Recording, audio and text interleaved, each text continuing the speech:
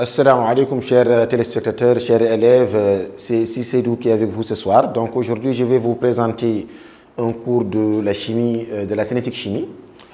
Donc on va passer directement à la lecture de l'énoncé. Bismillah. Donc lors de l'étude de la réaction totale des ions iodure I- avec les ions peroxyde de sulfate S2O8-2-, on a obtenu le graphe de la quantité de matière I- en fonction du temps. La première question qu'on vous pose, c'est d'écrire les demi-équations et en déduire l'équation bilan de la réaction. Ok? Donc, voici les couples redox. Donc, ici, on aura, qu'est-ce qu'on a? On a S2O8-2- donne SO4-2-. Donc, ici, on a S2, c'est le S, O8, O4, donc on doit multiplier par 2. Là, plus, bien sûr, 2 électrons de moins. Donc, on aura ici, pour I de I-, on aura I- donne I2. OK. Là, on doit multiplier par 2 pour que ça soit équilibré. Donc, plus 2 électrons de moins. Donc, voici les deux équations. Maintenant, on va voir l'équation bilan de la réaction. Maintenant, ici, on doit simplifier ici par les 2 électrons. Donc là, on aura quoi? S2, O8, 2- plus 2I- donne 2SO4, 2- plus I2. Donc voici la première question qui a été demandée, c'est les demi-équations et l'équation bilan de la réaction. OK? Donc, la deuxième question, on vous dit, à partir du graphe, donnez les quantités de matière initiale et finale des ions iodure, en déduire que S2O8, 2- est le réactif limitant. Donc,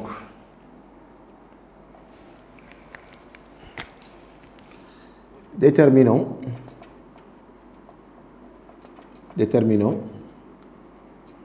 N initial de I- et N final de I- graphiquement.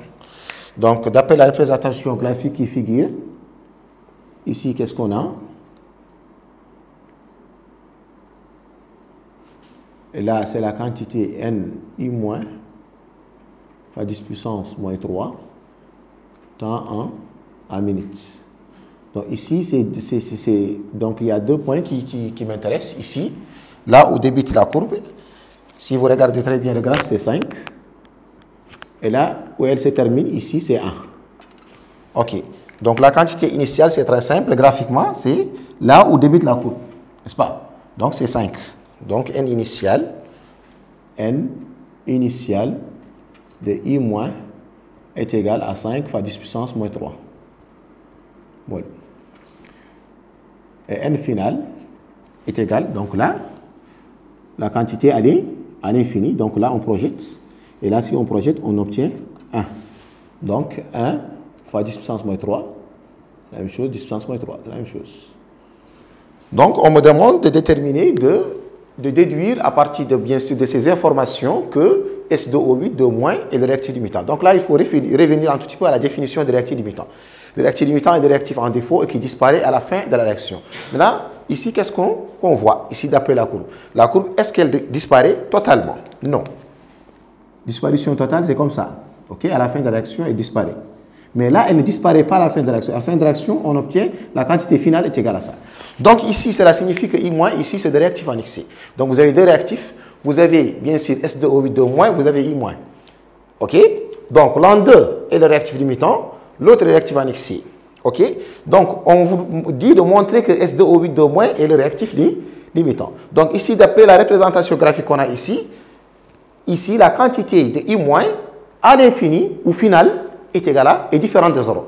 Donc cela signifie que S2O8, 2- est le réactif limitant. Ça veut dire que c'est l'un d'eux est le réactif limitant, l'autre est le réactif annexé. OK? Donc ici, pour répondre à la question, c'est très simple. Donc déduction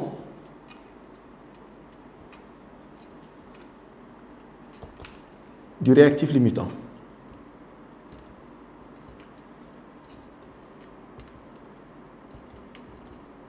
Donc, bien vrai qu'on vous a dit de montrer que, bien sûr, S2, O8 de O- est le réactif limitant. OK?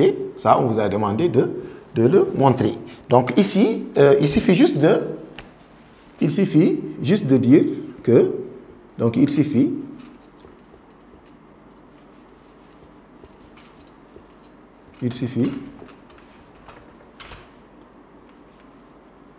juste de montrer que ici la quantité Ni-, N final de I-, différente de 0. Or, c'est ce qu'on a ici. La quantité finale de I- est égale à 1 fois 10 puissance moins 3 mol. Alors, cette quantité, bien sûr, est différente de 0. Donc, on peut conclure, on peut dire donc ici, ça, c'est le réactif en excès. Donc, celui-là, c'est le réactif limitant. Donc, S2, O8 de O- est le réactif limitant. Alors, mes chers élèves, j'espère que ça a été très clair. Alors, la troisième question, on vous demande d'ici de dresser le tableau d'avancement de la réaction. OK? Le tableau d'avancement, c'est un outil qui va, bien sûr, nous permettre de calculer pas mal de choses. Donc, 3, le tableau d'avancement.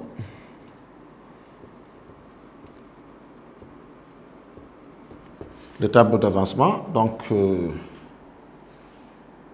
vous avez là S2 O8 2- plus 2I-, ça nous donne 2 SO4 2- plus I2. Vous avez ici la quantité de matière, le tableau d'avancement est molaire.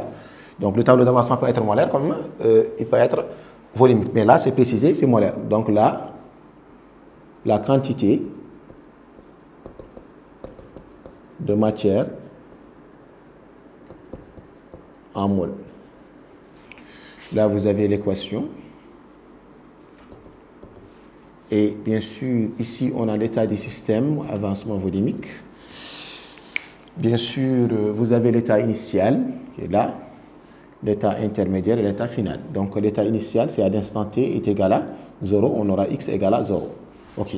Donc, ici, vous avez l'état intermédiaire, l'instant t est différent de 0, vous avez x, t final, x final. Donc, on va revenir ici à l'état initial, donc, mais on va diviser ici. Vous avez, bien sûr, là, ça à sa case. Donc, ici, à l'instant t initial, on a la quantité initiale de S2, O8 2-. OK? Vous avez la quantité initiale de I, I-. Donc, à l'instant t égale à 0, il ne se forme absolument rien. Donc, raison pour laquelle on va mettre 0, 0 ici. OK? Donc, à l'instant t différent de 0, ça veut dire en cours même de réaction, qu'est-ce qu'on aura? On aura la quantité initiale moins de S2, O8 2-. OK? Moins X. Les réactifs disparaissent. N initial de I-, moins 2x. Pourquoi 2? Parce que le coefficient stoichiométrique ici, c'est 2. Alors, ici, 2x, il va se former, 2x. Ici, x. Et à l'instant t final, on a la quantité initiale de S2, O8 2-, moins x final. La quantité initiale de I-, moins 2x final, 2x final et x final. Donc, voici la troisième question qui a été demandée, c'est de déterminer le tableau d'avancement. Voici le tableau d'avancement qu'on a. Alors, la quatrième question, on vous dit de déterminer la quantité de matière initiale des ions peroxydosulfate. Alors, la quatrième question, on vous demande de déterminons N initial de S2 O8 2-. Alors, qu'est-ce qu'on a? Quelles sont les informations qu'on a? Bon, on n'a pas sa concentration ni son volume, mais qu'est-ce qu'on a? On a la courbe. D'après la courbe qui a été donnée sur la question numéro 2, on peut bien sûr s'aider de ça, la courbe de I-. Maintenant, qu'est-ce qu'on sait? On va essayer de déterminer, bien sûr, l'avancement X final. là, qu'est-ce qu'on sait? D'après le tableau d'avancement, qu'est-ce qu'on sait? D'après le tableau d'avancement du système, qu'est-ce qu'on a? L'expression ici de I-, ici, là. On sait ici n initial de I- moins 2x final est égal à la quantité restante, n restante, si vous voulez. OK? Et n restante, on avait dit que c'est égal à combien? Est égal à 1 fois 10 puissance moins 3 mol. OK. Donc, on va essayer de tirer x final ici. OK? Bon, je remplace, si vous voulez, la quantité initiale, on avait dit 5 fois 10 puissance moins 3, graphiquement, moins 2x final est égal à quoi? 1 fois 10 puissance moins 3. OK. Donc, ici, ce qu'on veut, c'est x final. Donc, x final, de façon mathématique, égal à quoi? Est égal à 5 moins 1, 10 puissance moins 3, sur 2. Ça me donne, bien sûr, 4 demi, ce qui est 2 fois 10 puissance moins 3 mol. Donc, ici, après avoir déterminé, bien sûr, x final, on peut déterminer, on peut revenir sur le tableau d'avancement. Comme je vous ai dit, le tableau d'avancement nous aide, bien sûr, à déterminer pas mal de choses. Ici, on revient sur l'expression ici de S2 au 8 de moins. Donc, toujours d'après le tableau d'avancement, qu'est-ce qu'on a? On a la quantité n initiale de S2 au 8 de moins x final, c'est égal à quoi? Alors, c'est une question que je vous pose, donc c'est égal à quoi? Qu'est-ce qu'on avait dit? On avait dit que, bien sûr, le réactif S2 au 8 de moins est le réactif limitant. Et le réactif limitant, par définition, c'est le réactif en défaut et qui disparaît à la fin de la réaction. C'est-à-dire qu'à la fin de la réaction, ici, on aura égal à 0. OK? Puisque c'est le réactif limitant, n'est-ce pas? Donc là, on peut tirer aisément, ce qui implique à dire que, ici, la quantité initiale de S2 au 8 de moins est égale à x final, qui est égal à 2 fois 10 puissance moins 3 mol. OK? Donc, mes chers élèves, voilà. Donc là, il suffisait tout simplement de revoir le tableau d'avancement. OK? Et on a posé quoi? On a posé cette quantité, bien sûr, d'après la courbe, cette expression plutôt. Et d'après la courbe, on a bien sûr la quantité restante. Donc, on tire x final. On revient ici sur le tableau d'avancement. On pose égal à 0. Pourquoi? Parce que S2 au 8 de moins, bien sûr, est le réactif limitant, donc il est égal à 0. OK, donc on détermine, bien sûr, la quantité de S2 au 8 de moins. Donc, voilà. Maintenant, la cinquième question, on vous demande... La cinquième question, question 5. Le temps de demi-réaction. Alors, par définition, le temps de demi-réaction, c'est le temps au bout duquel la moitié de réactif limitant a été consommée. Ici, on revient sur la courbe. Ici, retenez très bien, ici, c'est une courbe de réactif, bien sûr, annexée. Donc, ici, qu'est-ce qu'on fait pour déterminer le temps de demi-réaction? Donc, on cherche d'abord la quantité de matière. Donc, quantité de matière initiale plus la quantité de matière finale divisée par 2. Donc, ici, graphiquement, je rappelle, la courbe T en minutes, NI moins, fois 10 puissance moins 3. Et là, bien sûr, c'est 1. Et là, c'est 5. OK. Donc, quantité initiale, c'est 5. Plus quantité finale, c'est 1. Fois 10 puissance moins 3 sur 2. Donc, ça me donne, bien sûr, 3 fois 10 puissance moins 3 mol. OK. Donc, là, T1 demi. OK. Et T1 demi, si vous regardez très bien la courbe, T1 demi va revenir sur 1,5. Donc, T1 demi est égal à 1,5 minutes. OK.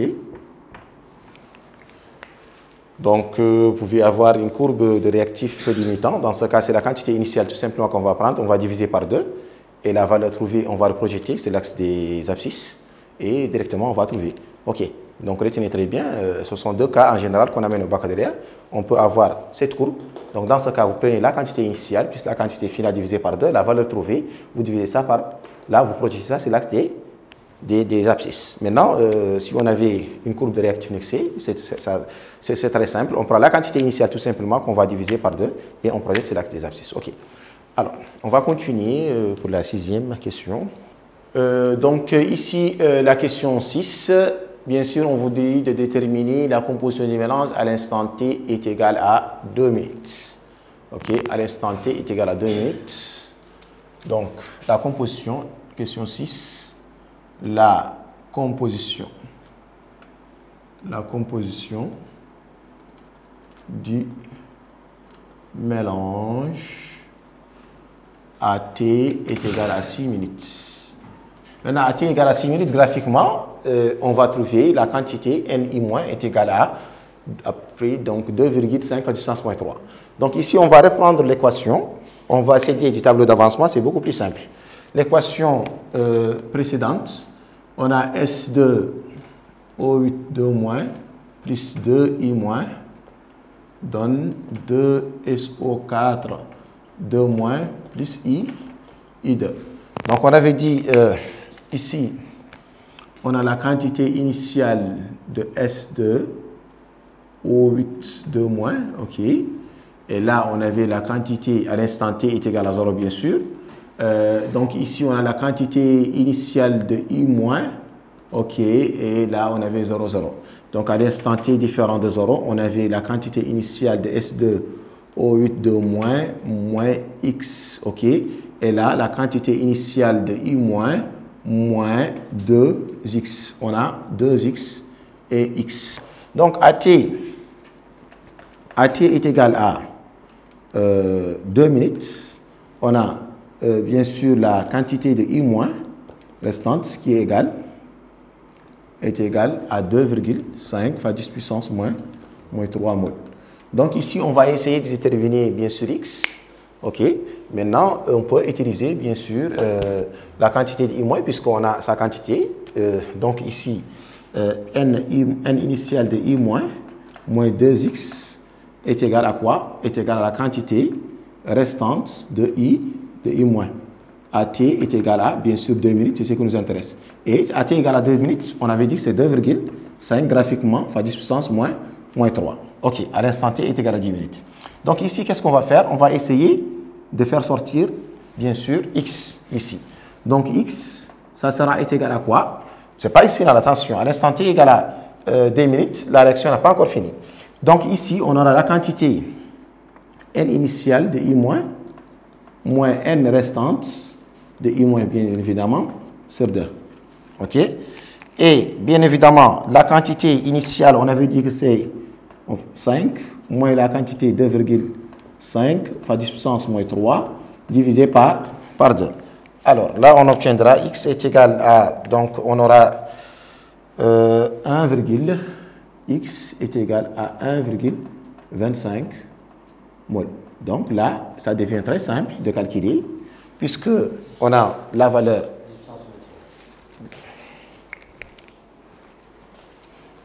Donc là, on a 1,5 fois 10 puissance moins 3 mol. Il ne faut pas oublier ça. OK?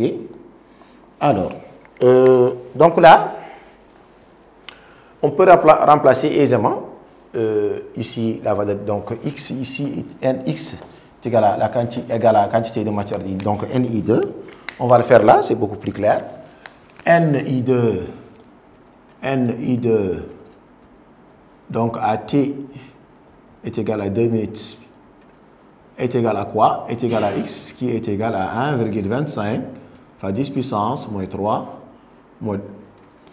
Donc, et n de SO4 2- à l'instant t est égal à 2 minutes est égal à 2x 2 fois 1,25 fois 10 puissance moins 3. Ça me donne bien sûr 2,5 fois 10 puissance moins 3 mol. OK? Donc là, on va voir la quantité ni- à l'instant t égale à, bien sûr, 2 minutes. On a n initial moins 2x qui est égal à 5 fois 10 puissance moins 3 moins 2 fois 1,25 fois 10 puissance moins 3. Ça me donne 5 en facteur moins 2,5 à 10 puissance moins 3. C'est plus simple de calculer comme ça. NI moins est égal à 2,5 fois 10 puissance moins 3 mol. OK? Donc, ça me reste la quantité N de S2 au 8 de moins. OK? Est égal à N initial, bien sûr, moins X. OK? Moins X. Donc ici, rappelez-vous très bien, on avait calculé la quantité, bien sûr, de S2 au 8 de moins. On l'avait calculé. On avait dit que, bien sûr, d'après le tableau d'avancement qu'on avait utilisé, on avait posé l'état final. Je ne sais pas si vous vous rappelez. Ici, la quantité initiale. Qu'est-ce qu'on avait fait? On avait dit, bien sûr, N initial de S2 au 8 de moins. OK? Moins X final est égal à 0. On avait dit que N initial de S2 au 8 de moins est égal à X final. Et X final, on avait dit 2 fois 10 puissance moins 3 mol. OK. Donc là, on va remplacer, c'est égal à 2 fois 10 puissance moins 3, la quantité initiale, moins quoi? Moins X. Et ici, attention, ce n'est pas XF, c'est 1,25 fois 10 puissance moins 3. Ce qui me donne, bien sûr, 1,75 N de S2, 0,75 pardon. Donc ici, ça me donne 0,75 fois 10 puissance moins 3. Voilà. Donc, mes chers élèves, on vous a dit de déterminer la composition de mélange à l'instant T est égal à 2 minutes. À l'instant T est égal à 2 minutes. Donc ici, on a posé l'équation binomiale de réaction. On a utilisé le tableau d'avancement. Donc à l'instant T est égal à 2 minutes. Le mélange se compose pour, bien sûr, I2, c'est 1,25 puissance moins 3. Pour SO4 de moins, c'est bien évidemment 2,5 puissance moins 3. Pour S2 au 8 de moins, c'est 0,75 fois 10 puissance moins 3. Voici la composition du mélange du système. Alors, on va continuer la question 7.1. La question 7.1. La question 7.1, on vous dit de définir la vitesse moyenne de disparition de I- et sa valeur entre T est égal à 2 minutes et T est égal à 8 minutes. Donc, ici, la définition, les élèves, il faut maîtriser les définitions. Alors, c'est la variation, c'est l'opposé de la variation de la quantité de I- par rapport, c'est la variation de temps. Donc ici, la définition, je répète, la définition de la vitesse moyenne de disparition. Donc c'est l'opposé de la variation de la quantité de matière de I-, c'est la variation de temps. Donc ici, V moyenne, donc la définition,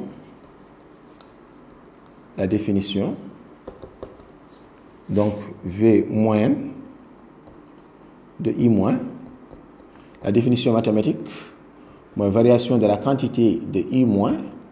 Pourquoi moins? Parce que c'est une vitesse de disparition, OK, par rapport au temps.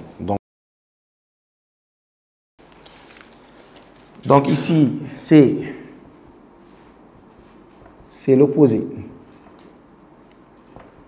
de la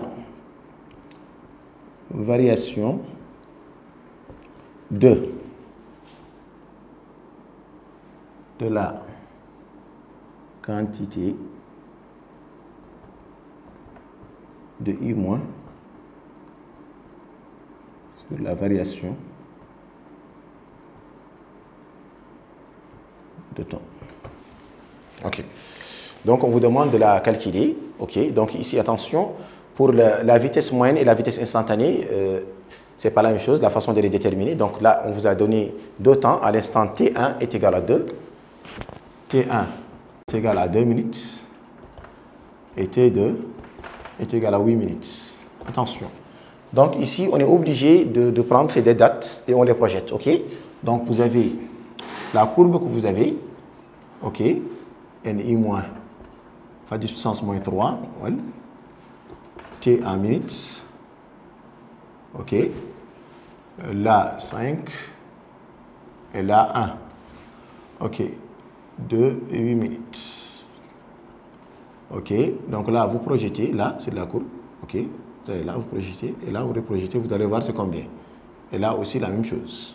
OK, donc vous prenez deux dates, T1, T2. Donc pour 1, on va mettre V est égal à moins. On a dit variation de la quantité de I moins, c'est la variation de T est égal à moins. Donc N2 moins N1 sur T2 moins T1. Alors V est égal, V égale à moins. Voilà. Donc pour 8, c'est 1 moins 2,5. Voilà.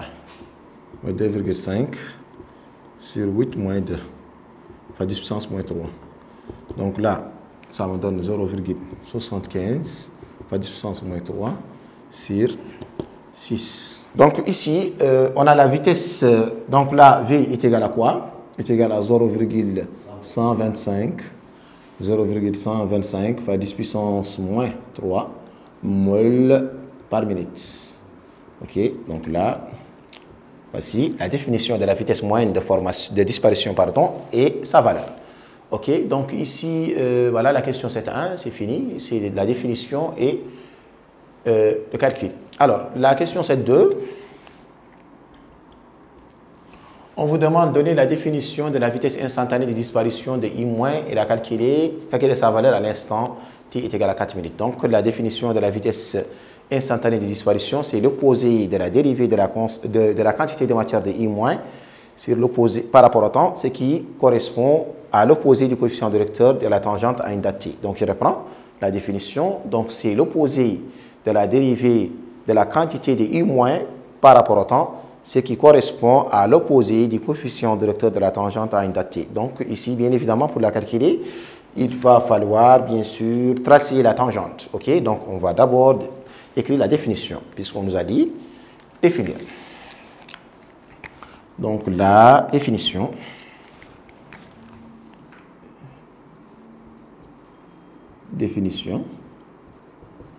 Donc c'est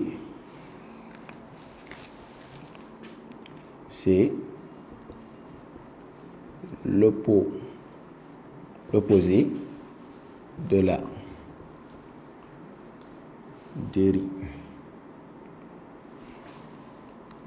dérivée de la quantité de I-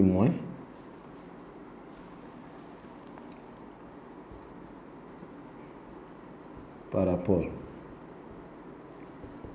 au temps, ce qui correspond à l'opposé du coefficient directeur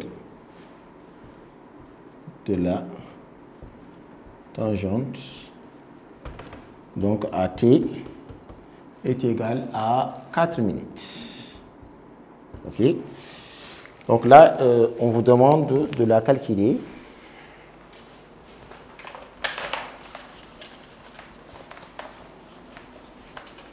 On vous demande de la calculer. Donc, après avoir tracé la tangente, on va choisir 2 points sur la tangente. Attention, il faut faire la différence entre la vitesse moyenne et la vitesse instantanée. Ce n'est pas la même chose, de disparition bien évidemment ici. Donc, la vitesse moyenne, on va vous imposer 2 dates. À travers ces 2 dates, vous allez projeter sur la courbe et vous reprojetez sur l'axe des ordonnées. Vous allez trouver, bien sûr, les quantités de matière ou concentration. Mais dans notre cas, quand même, c'est les quantités de matière. Mais la vitesse instantanée, attention, on va vous donner une date. Cette date, elle te permet de tracer la tangente. Mais vous allez choisir 2 points sur la tangente. Et de préférence, choisissez des points qui sont quand même exacts. Alors, donc ici, vous donnez la définition mathématique. Ça, c'est la définition littérale. V est égal moins la dérivée, la quantité de I- par rapport au temps. OK, donc V est égal à moins NB moins NA, OK, sur TB moins TA. OK, donc V est égal à moins. Ici, j'aurai final 2,5 moins 3,5 fois 10 puissance moins 3 sur 2,5 moins 0. 2 sur, bien sûr, 2 moins 0. OK, 2 moins, sur 2 moins 0. OK, donc V est égal à 0,5. Donc ici, ça me donne 0,5 fois 10 puissance moins 3 mol par minute. OK? Voilà. 8A. Donc 8. Qu'est-ce qu'on dit? Le diode formé à différents instants est mis en solution et dosé par un volume V' d'une solution S' de thiosulfate de sodium de Na plus S2O3 2-, de concentration molaire C' est égale à 10 puissance moins 2 mol par litre. On opère des prélèvements de la solution S à différents instants. La réaction de formation du diode dans le prélèvement est arrêtée par refroidissement dans l'eau glacée. La première question qu'on vous demande d'écrire l'équation du dosage. Donc bien évidemment ici, on refroidit enfin de bloquer, c'est un blocage cinétique. Vous pouvez voir bien sûr, donc là c'est un blocage cinétique. Ok. Donc bien évidemment ici la première question, qu'est-ce qu'on a? On a donné des couples, on a I2. Donc ici c'est l'équation bilan de réaction, l'équation du dosage, l'équation du dosage. Donc il faut bien préciser. On a I2, I-. OK, donc comparé c'est le standard qui est égal à 0,55 volts. Donc S4, O6, 2-, S2, O3, 2-, comparé standard qui est égal à 0,08 volts. OK, donc on utilise toujours la règle de gamma, mais là, ici, c'est plus petit, là c'est plus grand. Donc là, on a I2, I-. OK, donc S4, O6, 2-, S2, O3, 2-. C'est la règle de gamma. Donc ici, on a I2 donne I-. Donc là, 2 électrons, plus 2 électrons de moins. Et ensuite, on inverse là, donc S2, O3, 2-, donne S4, O6, 2-. Donc on multiplie par 2 ici, pour que ça soit équilibré, plus 2 électrons de moins ici. 2 électrons de moins. Et là, après avoir simplifié, on aura ici I2 plus 2 SO3 2- donne 2 I- plus S4 O6 2-. Voici la question qui a été demandée et ensuite on vous demande de montrer la relation. Donc 8, on vous demande de montrer, montrons que NI2 est égal à C' fois V' sur 2. Très simple. Ici, d'après l'équation